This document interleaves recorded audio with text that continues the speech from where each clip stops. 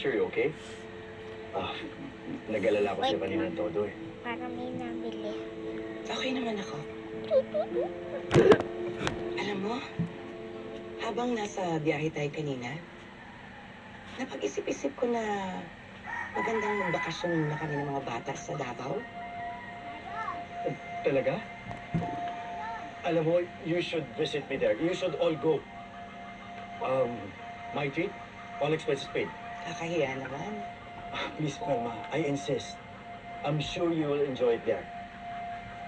Ganito na lang. Consider it na much needed breather nyo after sa pinagdaanan yung kaso ni Colleen. Oo nga, no? Para makapag-relax naman kami ng mga bata. Bago pumasok sa school si Colleen. Alam mo, Palma, iniisip ko pa lang Ang buo, ang sobrang pangit excited din. ako. Alam mo, matagal ko nang gusto ipakita sa'yo ang mundo ko sa Davao.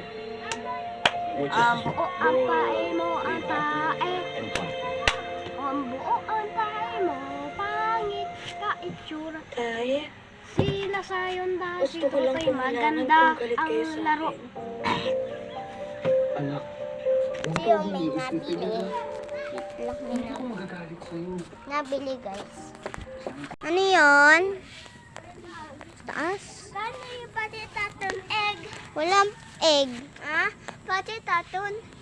Ay lang? Apo, siya yung uyan na egg. Siya manok. Ay, tama. Okay. Okay. Nabili. Wait lang. Naman ko ako kay Jessica. Sorry. Lalo. Sorry, wala na magagawa yung sorry mo. Patay na yung anak ko. Kasalanan mo. Hindi mo siya inawa, hindi siya mababangga. Isang pwede ba umuwidiin si Colleen? Wala siyang kasalanan. Tsaka utang na loob, pwede ba? Pwede ba hayaan mo kami makapag-usap? Ano? Ibigyan mo ba kami ng pagkakataon makapag-usap? O hindi ako sasama sa'yo pag-uwi?